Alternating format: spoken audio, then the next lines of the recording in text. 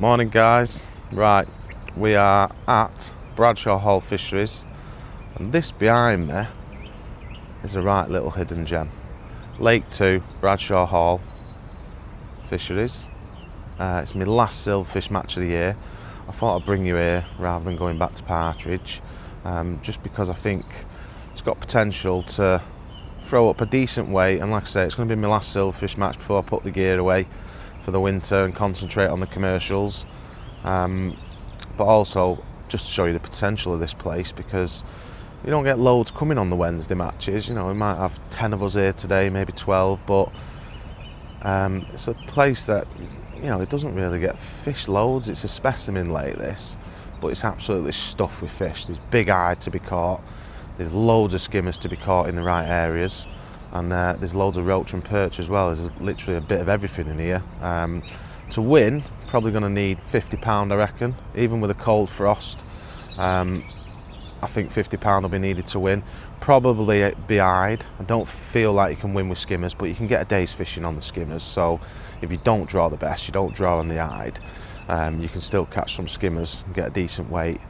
But yeah, I'll just have a quick run around the lake and show you what it's all about, just to give you an idea, and show you a few pegs that I'd fancy. Right, so this is car park pegs as you come in. Not so good down here. Brilliant when it warms up, and this is actually peg 1. This could be a good peg today. If it warms up, the wind's due to blow this way. You normally wouldn't want to be, if you imagine where that bin is over there, if you drew a line across the lake here, you don't sometimes catch that side of your peg, so this is probably the last peg they'll put in today.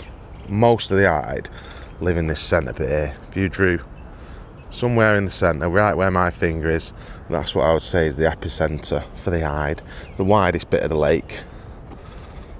This is probably, I would say, the most consistent peg.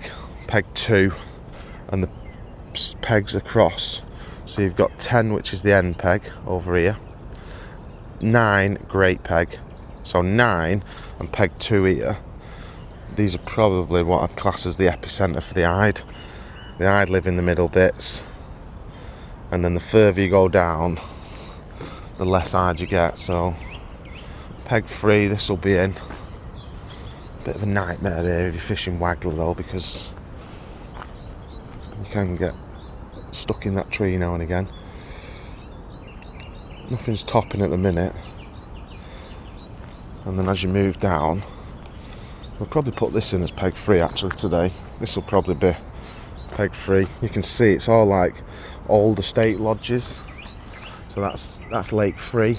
Up there's lake 4, full of silverfish, but a lot smaller stamp. Like everything in this lake too, it's just massive, because obviously they thrive off the pellets that go in the summer and stuff. And then this is where I drew last time, peg 4, or what they call peg 5 sometimes, which is the old peg 4. You have the stanchion behind, so it's nice there because you can ship your pole back. They won't put this corner in. This is what they call carp corner. You don't want to be down there, you just hook carp for fun. Peg 6 is over here. They'll probably start at 7. I had £100 of skimmers there, well £99 of skimmers. There's a fish just topped. £99 of skimmers. That could be a great skimmer peg today. And then the next 3 pegs are probably going to be eyed pegs. So them last 3, if I drew them today, I'd be fishing Wagler. If I drew 7, I'd probably, I probably won't compete on the Wagler. So therefore, I'd probably just fish a skimmer match. And as it narrows up here, you can't really fish Wagler because you end up chucking in each other's pegs. So if I drew this peg, peg 4 or peg 7, I'll probably end up fishing for skimmers. 8, 9, 10, 1 to 3, I'll probably end up fishing for eyed and fishing the middle of that lake with a Wagler.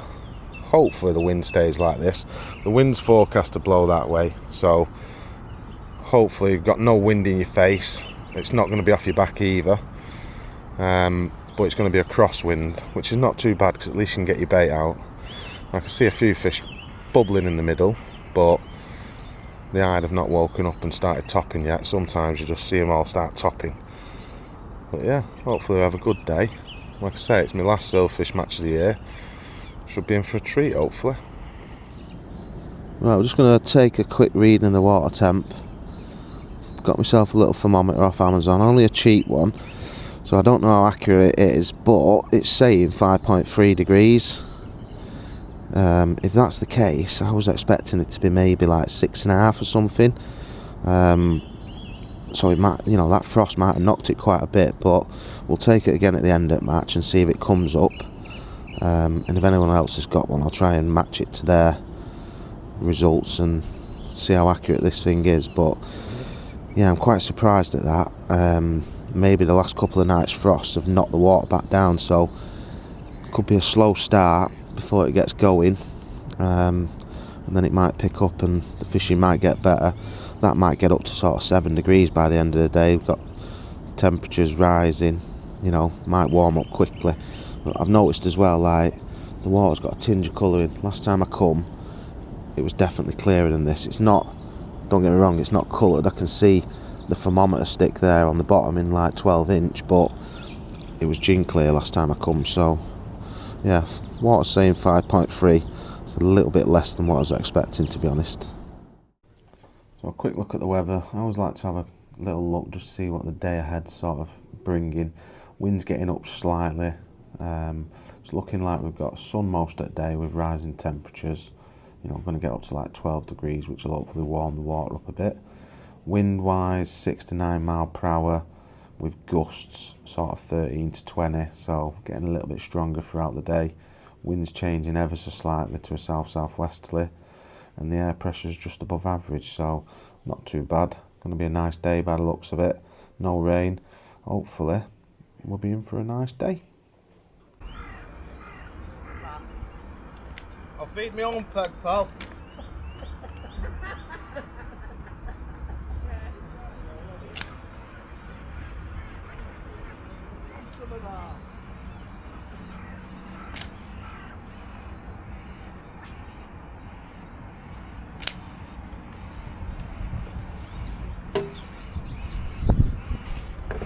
I'm going to fish for skimmers, so hopefully trying to catch a hide on the Wagler, and then on the pole line fish for skimmers. I'm going to feed pellets, just sprinkling in here, spread it over quite a biggish area, like a foot back from the end of my section, just in case I need to fish past it. And I'm just feeding like probably 150 micro pellets and about 50 to 80 expanders as well. So top that up, and then the plan is to start on the Wagler. This peg here, when you've had a frost, the fish normally, the hide especially, they just swim around off the bottom on this lake. They don't really ever get caught fishing on the deck. They just swim around in a massive shoal in the middle of the lake, and then when it gets warm they normally come down this end a little bit more. And also when the lake's pressured and everyone's chucking Waglers out to the middle, you've got your own little bit of water here, because the next peg in would be that pallet on the right hand side, just where you're seeing that bait go across on the right hand side of the screen. That's the next angle to you, so you basically got all this bait to yourself. That's why when the eye do push down here later in the day, normally it can be really good. So first chucking on the Wagler, I fed some casters, chucked my Wagler in amongst it. That's how you want to fish for them. You don't really want to be sinking your line and stuff. You want to basically feed, chuck into your feed, and hopefully you catch one on the drop. But first chuck, I've not even had a bite here. I've gone to wind in and I've hooked a massive carp. Carp. Big carp. See it come up. If I looked it wind in. Hey, Lee. First chuck, Lee, big carp. If I looked it winding in. Seen it come up to the surface.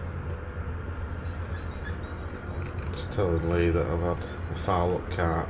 Come in quite nice, to be fair, but as you see, it's foul up. I've wound over its back or something. It decides to now wake up. I've only got light gear on here, so I don't want to put too much pressure on, but you can see the bend in the rod. I've actually only got 0.15 on the reel line, 0.15 end gauge, and 0.11 hook length. I don't like fishing 0.10. I've tried scaling down for these hide, but sometimes if you try and fish too lighter hooks or too lighter hook length, you end up cracking off on the on the strike, or end up straightening your hooks a little bit. This ends up coming off in the end. There we go, I've lost it now. Didn't count anyway, so it don't really matter. Just fishing banded caster on the hook, so I can just rebait a little bit quicker. And the reason we fish banded caster on here is there's a lot of roach, so if you fish like just a normal hook, straight hook your bait, maggots or casters, you tend to get a lot of roach taking the bait and you miss a lot of bites. So by fishing a banded caster, you miss out on the little nuisance fish, so it stops sort of the little eyeball roach that you don't want to be catching from intercepting your bait and giving you false bites. So you can see already the wind started to pick up. That was my first bite, I think, and it probably took about 15 minutes to get that bite, which is not unusual for this peg. So at this moment I'm not panicking. You can see here now, chuck out, sink my line, and then I'm going to loose feed my bait. I'm doing it back to front here almost, and then I'll just give it a twitch of the reel handle just back into that bait, so the bait's falling back through. You've got to do this when it's windy. You need to get that line sunk, you need to sink that line quickly, and you need to stop that float from moving. If you don't sink your line, like in an ideal world, you'd have the wind off your back, or it'd be flat calm, you'd be able to feed your bait, chuck into it and leave it there, a bit like pellet waggler fishing for carp. When it's right, the eye will pull the line, they'll almost up themselves. But when it's like this, you need to chuck your waggler beyond it, feed your bait, and then wind back into your feed or the back edge of your feed, and then that's the best way to catch them when it's windy like this. If the wind's off your back, it's fine. It's all about keeping that line tight. You don't want to bow in your line.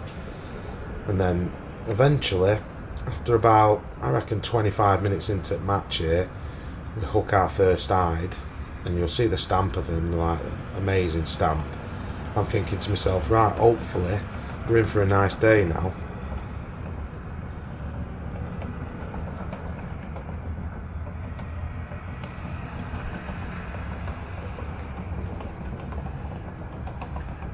Sometimes it'll take a few hours for the fish to come down on this peg, so even if you only catch for like the second half of the match, you've still got potential of catching 40-50 pound, because the fish are so big. You know, I remember when I had 80 odd pound on the Wagler, I had 28 pound in an hour and 15 minutes. So like when it's good and you're getting a bite every chuck off them and the shoal is in your peg, the stamp of them, you know, you can catch 25 pound an hour, which you can see from this one here, probably near 2 pound, and they probably go up to like 3 pound. And this end of the lake, when you do catch them, you generally find you do catch the bigger ones as well. Like the stamp's normally really good, the smaller ones tend to be more in the middle. Again, chuck that Wagler out, sink your line, feed your bait. The problem I'm having here already now is I'm struggling to get my casters to sort of 25 metres. I would like to fish at 25 metre range, but I'm probably only firing them like 20-22 metres, and then when it gets gustier, you're struggling to get them like 18 metres. So this is probably a few chucks later. Eventually I go and catch another small fish, only a little roach. I just didn't feel like the hide was here. I'd had that one bite from the hide, a little roach. You know, you tend to, with fishing banded caster, you tend to get dumpy roach on it, but I just felt like they weren't here yet. You know, let's have a look on the pole and just see if there's any skimmers on the pole line. So dropped in on the pole. I'm going to keep feeding that Wagler line for now as well, but again I can't get much separation in my feed, so I'm fishing 14 metres. At times my casters are only going to 18 metres, and like I say, I'd like to have at least 10 metres between the two lines and try and keep the fish separate. Otherwise I'm sort of like not being able to fish the Wagler properly, and also, you know, it's probably not doing my pole line any good feeding so close to it. So at this point I'm like, let's just have a look, see what sort of fish are on the pole, and very quickly have a small guru on, sprinkle some micros in, and you know, we got one pretty much first chuck. So it's a good sign. Straight away get a fish, only a little swinger, probably like 4 or 5 ounce skimmers, some of these.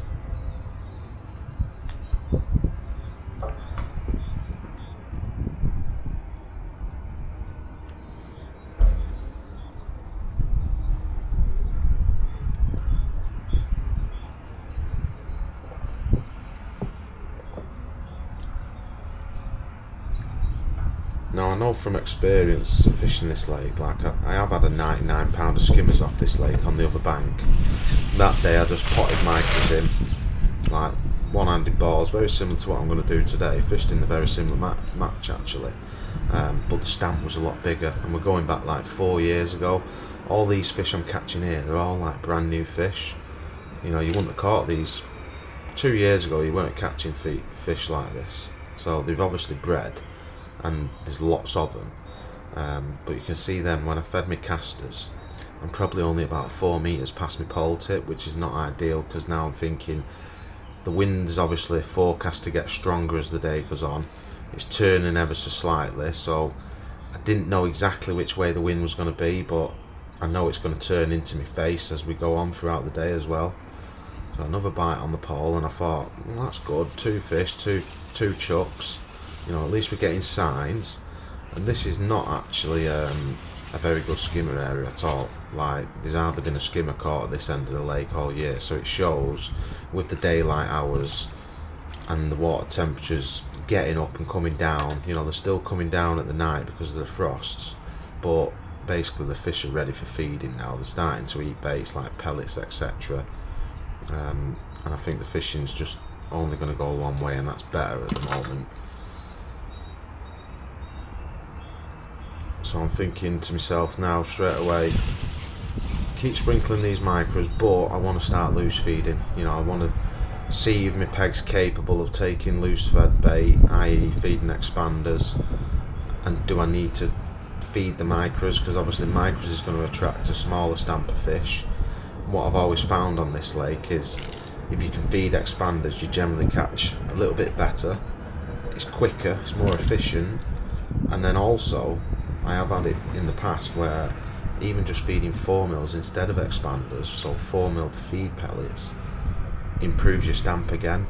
But on this particular day, for whatever reason, I had little spells where I caught an odd stamp fish, but I never got runs of them. So it was sort of like I was forcing my peg all the time. I'll just ping a few expanders in on the pole there. Took the pole pot off now because I feel like the fish are feeding, there's enough fish in the peg, I'm getting enough signs and indications. I want to try and, you know, make the stamp better if I can. So stop feeding micros for now. I'll only use micros now to drag the fish back in, and then I'll just loose feed every chuck. If you can loose feed and not have to pole pot, you know, not have to pot any bait, you're more efficient. It's just an easier way to catch the fish, and you're spreading it out over a bigger area. In fact, I have still got my pot on. This is the last one. I'm fishing the whip here because my elastic's got tangled around the pole pot. So it's like, why is my elastic not coming out? It's wrapped around my pole pot. So I've took the pole pot off. That was the last one I had on the pole pot. But I'd started pinging expanders prior to this, and I was getting bites doing it. So I was like, right, pole pot off. Let's see if we can sort of make the peg better and improve the stamp of fish. And it worked. We was getting bites. We was going in there and catching a fish almost every chuck in. I'm still feeding that Wagler line at the minute because I feel like the only way I can win the match is if I catch them high. They're so big, so dominant. They've won near enough. I don't think there's been a match won with skimmers this year on this lake, to be fair. I come close the other week. I had like 48 pound, but again, Dave Coulson won that day on peg 8, which is the opposite bank from where we are. Fishing in middle of the lake, Wagler, and he caught the hide, and he had 55 pound of them. And that day, he didn't bag up. He just caught big fish. He just had like a good hour and a half, and that probably put like 30 pound in the net. Like, that's how quick you can build a weight of them hides. So I don't want to give up on the hide, but the wind's just a pain here now, and it's just making it awkward. But I'm getting a bite of chuck on the pole as well. But I'm looking at the stamp of fish and I'm thinking, can I win fishing with these? Do you know what I mean? I need this stamp to improve. And by feeding expanders, after sort of 10 minutes or so, I start to get a few more of these sort of size fish, which are like anything from sort of 10 ounce to £1.25 pounds. You know, the biggest fish I had all day was probably £1.5 pounds, but I would say most of these are like 12 ounce, 14 ounce, decent chunky fish. They don't look it when you're netting them, but when you come to weighing at the end of the match, they always weigh a little bit more than you think. So they've got a good belly on them. They're not way for thin fish. They've all got, you can tell they've been fed on, boilers and pellets all summer by the specimen anglers, because it is a specie lake this at the end of the day. There's no matches in the summer on this lake, which I think helps with why the fish thrive so much. The eye do really well because they're not kept in keep nets all summer when it's warm, and they're a bit stress free if you like. So yeah, you can see I'm still feeding the Wagler, still in hope that the shoal of hide might drift down to me. But I don't feel like it helps when the lake's not full. When the lake's full, they always seem to push this end of the lake, and that peg opposite where you can see the point peg, which is like right facing where I'm fishing in line with, the hide always top over there towards the end of the day, and it's only like 6-7 foot, and they're topping in like 5 foot of water, not because they want to be in 5 foot of water, but they just naturally back off. Very spooky the hide on here, but there's that many of them, you end up catching them on the Wagler at some point. And then we're still catching here on expanders. I think it's not shortly now, I'm already starting to think in my head, I need to swap to feed pellets here. I need to go on to 4mm feed pellets and try and make the stamp even bigger. But also I'm reluctant to sack the Wagler because I know I can't probably win if I do. But I've got a dilemma here. Is like, if the pole's good enough and I feel like I can have a nice day's fishing, I want to fish the pole because I feel that's the best way of getting the best weight out of my peg. If my peg was worth say £70 on the Wagler, and I can't fish it properly because of the wind, etc., and I'm going to miss bites and stuff, I might only get £50 out of the peg. Whereas at least with a pole, my presentation's better, I can feed properly, and I can get into a rhythm and start catching fish, and I might be able to catch the same £50 of skimmers. But because the fishing's quite good here, I'm thinking, well, if the big uns turn up, again, you could have 70-80 of these skimmers. Like, I've had 99 of them, and it was similar amount of bites to this. This is a slightly better one. These are the ones we're after, but either they wasn't there in numbers, or I don't know, they're just not fed properly, because I've tried everything to try and catch them, but just didn't seem to. You'd get like 2 or 3 and then you'd be back to small stamp ones, 2 or 3 back to small stamp. There was no real pattern to it. So you can see here I'm getting up off my box and I'm going to get some feed pellets. It's important to use the right pellets as well. Like, you don't want a high oil pellet for this style of fishing. I don't think skimmers like them. So where we'd use like a high oil copping sort of pellet, they're really good for carp and F1s, but for skimmers I always like to feed a Screttings 4mm pellet. So I just went and grabbed, went into my big bucket of like leftover Fishery pellets. These are actually Westwood 4mm. This is where basically whenever I come to a fishery and it's not Fishery only pellets, this is where I use all my like little mixed bags and stuff. So I'm just going to soak up like a pint and a half of 4mm, put some water on them, let them soften up a little bit, soak them for like 3 minutes, and then my plan was to start feeding some of them. So even though I'm catching on the pole as well, I need to make a decision. So I'm thinking, right, I fed this is probably an hour and a half into the match now. I'm thinking to myself, I need to get back on that Wagler and see if the hide are there, because if they're not, it's perfect at the minute. I can feed my bait, I can chuck my Wagler in, I don't need to sink my line, so I can just chuck my Wagler into my feed, or just at the back of my feed, and then you see I don't have to sink my line. And the way you catch them normally is just as your float's trimming up, them last 2 droppers will kick in and your float will just slide away and you'll catch them on the dropper on the settle. But 5 minutes later, wind's back and it's just making it awkward again. So I pretty much sacked that off. I thought, no, I'm not going to win doing this. They're not here yet. There's a bite of chuck to be had on the pole. It's my last silverfish match of the year, so at this point now, as I'm putting this Wagler down, I'm pretty much conceding I can't win the match today, but I can have an amazing day's fishing. So get on them skimmers and let's see what we can catch of them, because you know there's plenty of them there. I don't feel like the Ide was here in numbers. My only other option here now, Dave Coulson to me right on peg 2, which is, I would say, the most consistent Ide peg. 2 and 9, bang in the middle of the lake where it's the widest bit. They're probably the 2 most consistent Ide pegs, and he's catching shallow. He's had a few on the Wagler to start with, so he probably caught 5 or 6 on the Wagler, but he's gone in on the pole now and he started catching really well. Big roach, some big Ide up to like, he's probably had them up to 2.5 pound on the day, but loads of like pound plus fish. And I'm thinking, you know, he's absolutely smashing the match now at this point. He's probably, I don't know what weight we're going to say, but you know, he's doing really well.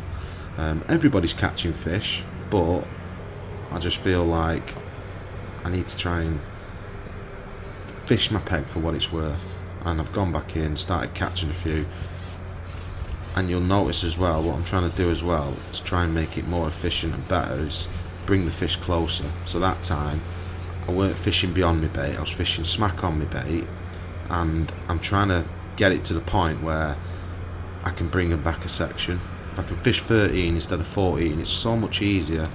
Like fishing my pole at 13 metres, it don't feel like I've got anything in my hands, whereas as soon as you add that one more section, it just gets a little bit harder to throw your rig out. It's just a little bit more, you know, tiring and time consuming just to ship that extra one section. So if I can bring them back to 13 metres, which I've done here now, I've fed a ball of micros.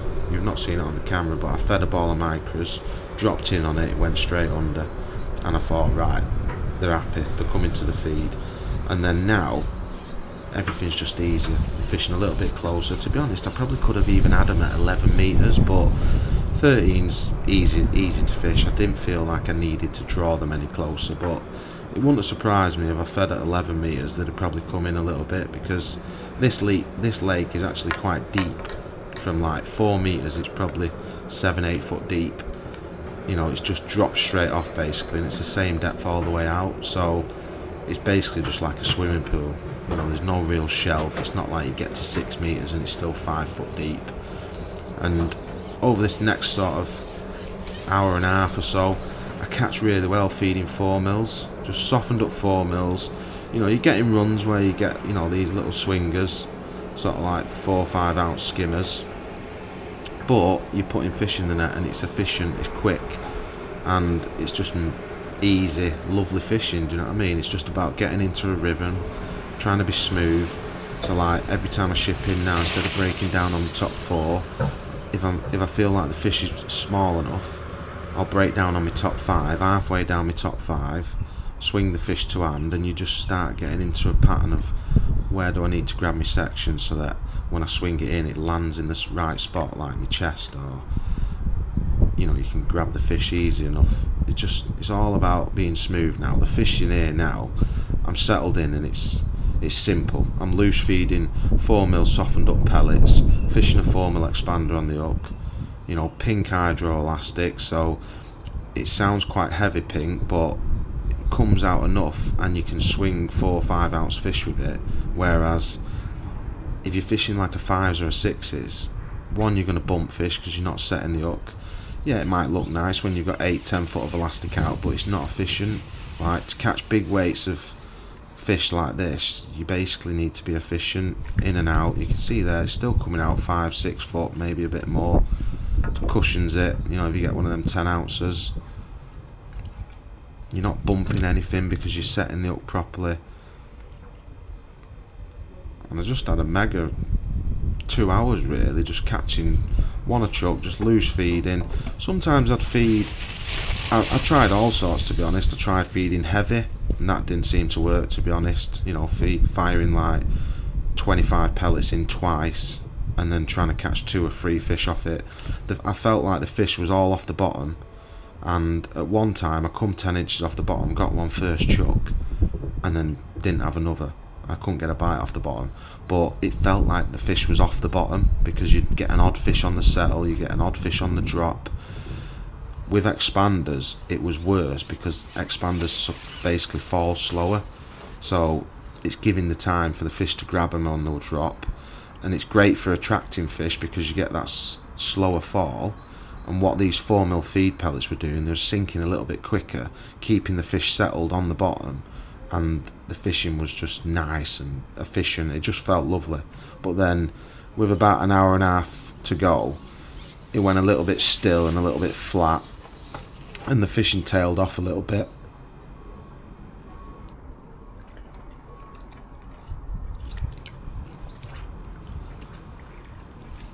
You can see there, decent stamper. As the fishing tailed off, I had to top up more with micros later on, and the last sort of hour and a half I ended up not really fishing with the 4mm. If I got like a few funny indications, I felt the fish were going a bit weird on me, every now and again I would pick 4mm up instead of expanders and I'd fire them in. But I would say 90% of the time, the last sort of hour and a half, I was firing expanders in. Because the stamp was no different on 4mm and expanders, but what was different is it was more efficient to try and catch them on 4mm feed pellets, just because they sank a bit quicker.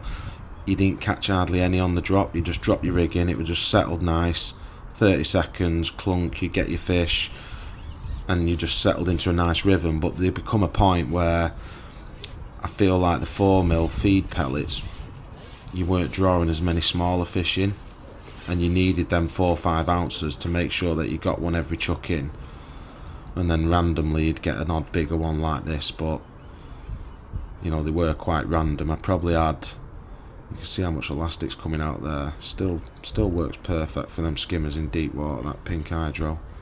So that's probably like one of my bigger fish of the day, maybe 1.5 pounds.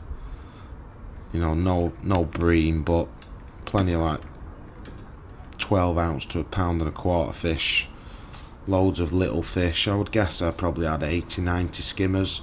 The last hour and 15 minutes I counted and I had 32 skimmers, and I thought, well, I've had a slow hour before that where I might have only caught 20, and I didn't really catch much in the first 45 minutes, but for 2 hours I definitely had similar. So, you know, getting on for 90 fish probably, I would imagine.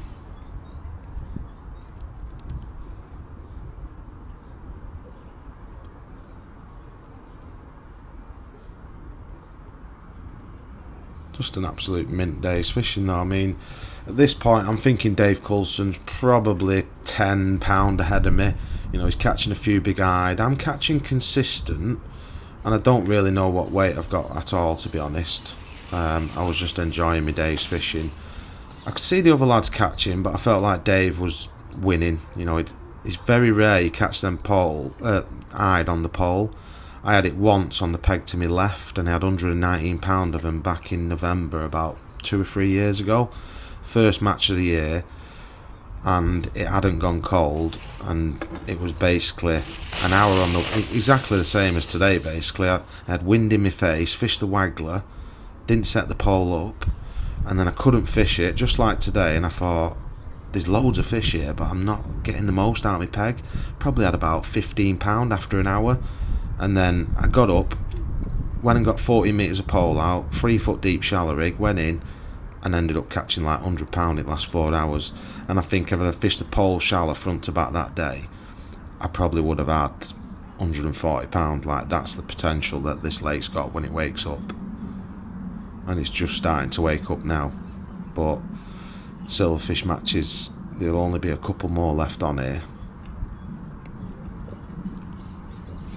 You can see we're still catching really well. Right up until the end was pretty much just like this all day, really, on and off, just loads of skimmers, you know, not lots of dry spells. Never had to rest the pole line. I could pretty much catch one most chucks in. You had spells where they went for 5 or 6 minutes, you'd top it back up and they were straight back on the bait again. But you know, you'd be looking at a stamp of fish and thinking, don't get me wrong, they're a good stamp of fish, but they're not like big skimmers.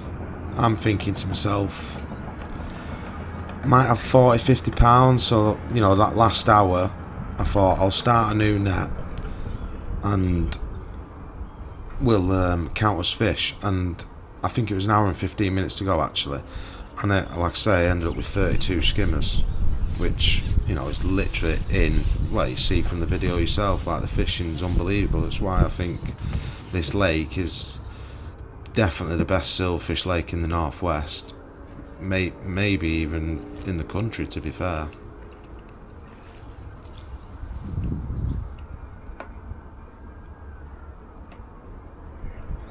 I'll finish the match really strong. Didn't know whether I'd done enough, to be honest, or not, but that last hour was brilliant. Probably coincided with the water warming up as well. The day just got better as it went on, so that was really good to have a nice strong finish. But yeah, I would wait for the scales and see what we ended up with. Rig wise, just kept it dead simple. Just set one rig up for the pole, just 0.75 of a gram carbon skimmer. I like fishing carbon when it's like this, just get less tangles than wire. The only thing I do slightly different with this float is I just paint the tip red with a bit of Sensus Flora paint. That just makes it stand out a little bit better in bad conditions. Shotting pattern, again, dead simple, catching a lot of fish, just a bulk, 3 droppers, and then the last dropper just about 6 inches away from the hook, nice and positive, 16's F1 pellet hook. And then there's my net of skimmers, £62 we ended up with on the day. We only managed second though, unfortunately.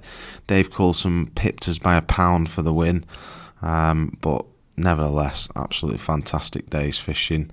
So yeah, hope you enjoyed watching that. I'll just show you a little picture of Dave's catch shot, because his fish were totally different to mine.